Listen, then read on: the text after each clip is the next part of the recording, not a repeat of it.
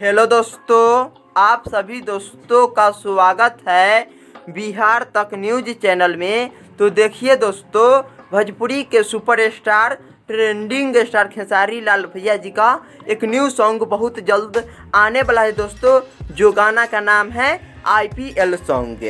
और इस गाना का शूटिंग हो गया है दोस्तों। ये गाना कभी भी आ सकता है, ऐसा उम्मीद है दोस्तों। IPL सॉन्ग में मेन किरदार के रूप में नजर आएंगे दोस्तों भोजपुरी के superstar trending star Khesari Lal भैया जी। इस गाना में पूरे न्यू लुक के साथ में आएंगे दोस्तों खेसारी लाल भैया जी। इस गाना का एंट्री होते ही सोशल मीडिया पर यूट्यूब के ट्रेंडिंग सेक्शन में भी जाने का उम्मीद है दोस्तों।